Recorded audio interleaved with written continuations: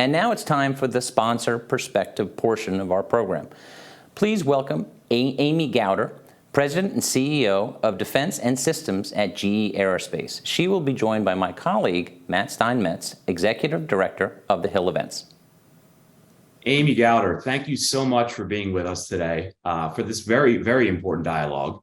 To get us started today, I understand we're at a really pivotal moment in military aviation history. Why is that? What are you most excited about at this moment?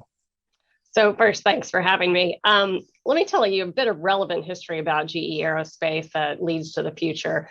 80 years ago, Matt, we developed the first jet engine for the US, and we did it in 10 months from the design to test.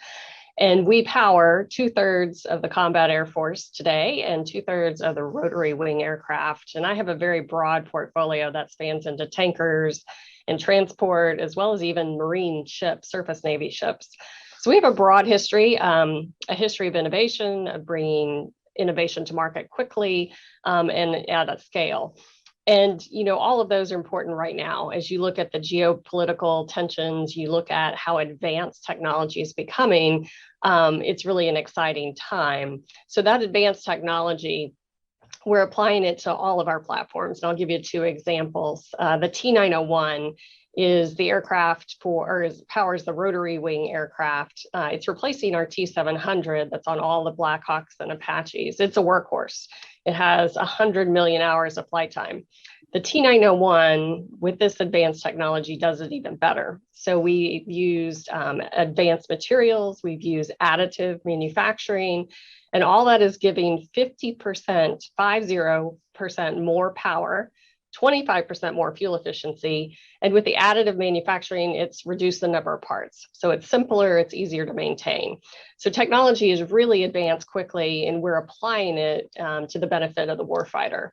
Our XA100 is another great example. So that adaptive engine technology enables what the warfighter needs right now, and that's 30% more range. So the adaptive engine controls, the new architecture allows that increased range, increased speed, lower fuel efficiency. 20% acceleration is the speed. And then those advanced materials, we call them ceramic matrix composites, also enables the jet to be cooled and more fuel efficient. So it enables the cooling for the overall aircraft, and thermal capacity is definitely what we need with all these advanced electronics. So you take the advancements in technology, the great history of GE Aerospace and bringing technology to market, and that's why it's such an exciting time in the military. For sure. So regarding your XA100 engine, which you just mentioned, the president's budget came out about 2 weeks ago, and it did not fund the adaptive engine transition program. What does this say about the future of propulsion? Is the Pentagon looking to push the next generation of engines, the next generation adaptive propulsion program, or do they have different priorities altogether? Yeah. So, it's no secret there's lots of geopolitical tensions, and other nations are investing in technology to advance their capabilities and create really a contested environment. And, propulsion has long been the asymmetrical advantage for the United States. And we have advanced this technology. I mentioned 30% more range, which you need in a contested environment, 20% more acceleration, which you need the speed to get in and out. And we've proven it through the testing that's come to market. And really, Congress has the last say in the funding. And we've had almost 50 members, bipartisan support for the adaptive engine technology. They recognize this technology delivers the capability you need in those contested environments. And frankly, the United States Air Force has been very strategic in launching the adaptive engine technology program. They knew they needed it, and Congress has funded it for $4 billion. So we believe it does make F-35 stronger in the future in this contested environment. You mentioned the potential for generational leaps forward today. What's driving these advances and to see improvements, like the ones you were describing? Certainly. Sustainability has a lot of what we've been driving today in the commercial market. And with GE Aerospace, we have a long history of sharing the technologies back and forth between the military and the commercial.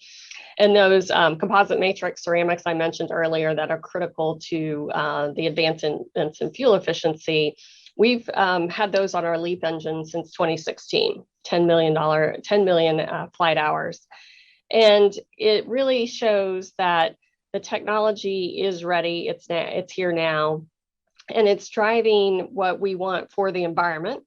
And then as you apply those technologies in military, it's enabling better mission. So it's not only good for cost savings and fuel efficiency and environmental reduction in pollution, but it also enables these longer missions. Other advancements I haven't even talked about, hybrid electric is a great example where we're taking propulsion technologies with high power voltage.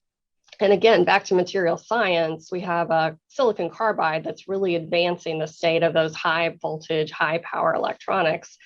And you apply that in the military space. So let's say the Army, the ground forces even, you can think of like silent watch. So it not only enables the mission, reduce logistics dependency, it also is a quiet, so tanks can move quieter. So we just see all of these advancements often driven by sustainability or commercial reasons, then applied in the military setting. Or we see, like with the adaptive that I talked about, those adaptive engine controls are going to feed back into the commercial environment, again, for better fuel efficiency, better range. It's a very symbiotic relationship driving these advancements. Sure. I want to talk about the state of play of the supply chain and in particular post-COVID. There's huge pressure on both the commercial and military aviation sides to meet customer demand. What steps are you taking to deliver for customers on time and to strengthen your supply chains? Yeah, certainly. The whole industry has definitely experienced the challenges with the loss of talent. And we're committed to lean. So lean manufacturing or lean operating system really drives a systemic and systematic way to attack these problems. So back to T700, our workhorse, we had an advanced quality initiative we applied using those lean techniques, getting to the root cause, and it improved 90% defect generation. So it's proven. We are applying these same tools and techniques with our supply base. So we very publicly went out and talked about how we sent mechanics to our suppliers that was having trouble in a commercial program. We've done the same on the military. On our F-110 combustor case, we went to the supplier, we did a value stream map, we identified those constraints.